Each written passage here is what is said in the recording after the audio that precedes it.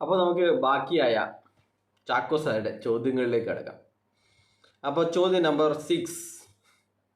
Digital ideal company 3 times profit തരും എന്നതിന് എന്താണ് ഉറപ്പ്? 3 ഇരട്ടി വരുമാനം തരുമെന്നതിന് എന്താണ് ഉറപ്പുള്ളത് എന്നാണ്. അപ്പോൾ ഇവർ അതും ഉറപ്പില്ലേ ഇവർക്ക്? ഇവരുടെ ആൾക്കാർ തന്നെ ചോദിക്കുന്ന ചോദ്യങ്ങളാണ്. എന്താണ് ഉറപ്പ്? നമ്മുടെ തന്നെ പൈസ എടുത്തിട്ട് തരുന്നതല്ലേ?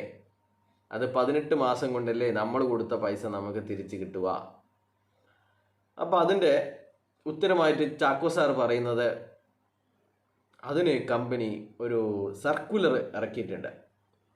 സർക്കുലർ എന്ന് പറഞ്ഞു കഴിഞ്ഞാൽ സർക്കുലറിൽ പറഞ്ഞിരിക്കുന്നത് 3 ഇരട്ടി വരെ എന്നാണ്. അതുകൊണ്ട് നമുക്ക് സർക്കുലറിനെ വിശ്വസിക്കാം. അപ്പോൾ അതിന് അദ്ദേഹം ഒരു എക്സാമ്പിളും പറയുന്നുണ്ട്. നമ്മളൊരു കടയിൽ പോയി ഫ്രിഡ്ജ് വാങ്ങിക്കഴിഞ്ഞാൽ നമുക്ക് അതിൻ്റെ കൂടെ നമുക്കൊരു കാർഡ് തരും. ആ കാർഡാണ് വാറണ്ടി കാർഡ് അല്ലെങ്കിൽ ഗ്യാരണ്ടി കാർഡ്. അതുപോലെയുള്ള ഗ്യാരണ്ടിയാണ് നമ്മുടെ സർക്കുലർ എന്ന് പറയുന്നത്. സർക്കുലർ തന്നിട്ടുണ്ടോ, നിങ്ങൾക്ക് ധൈര്യമായിട്ട് ആ സാധനം വാങ്ങി വീട്ടിലേക്ക് പോകാം, അല്ലെങ്കിൽ തന്നിരിക്കും.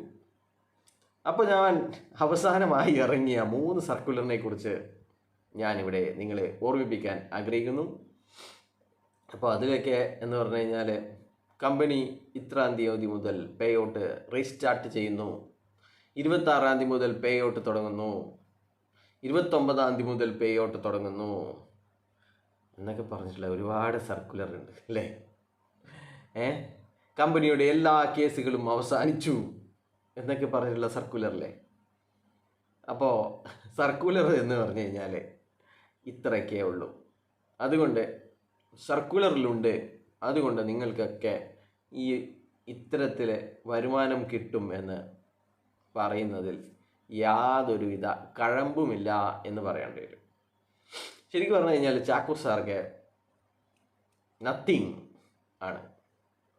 ഒരു തരത്തിലുള്ള ന്യായീകരണം അറിയാതെ ഈ പറയുമ്പോൾ തന്നെ കേൾക്കുമ്പോൾ തന്നെ പൊട്ടിപ്പോകുന്ന ന്യായീകരണങ്ങളുമായിട്ട് വന്നിരിക്കുകയാണ്. ഈ അവസാന നിമിഷം എല്ലാവരും വീരശൂര പരാക്രമികളായ ഭടന്മാരൊക്കെ മരിച്ചു വീണപ്പോൾ എവിടുന്നോ ഒരാൾ മാന്ത്രിക വിദ്യയൊക്കെ ആയിട്ട് നാവ് കൊണ്ട് നയിക്കുന്ന ഒരാൾ വന്നിരിക്കുകയാണ്. എന്തായാലും നമ്മളെക്കാട്ടും പ്രായമുള്ളത് കൊണ്ടും ഒരുപാട് ഓണവും വിഷുവും ക്രിസ്മസും അങ്ങനെയുള്ള ഒരുപാട് കാര്യങ്ങൾ കൂടുതൽ കണ്ടതുകൊണ്ടും ഒന്നും പറയുന്നില്ല. നമുക്ക് അടുത്ത ചോദ്യം നോക്കാം. ബൈ.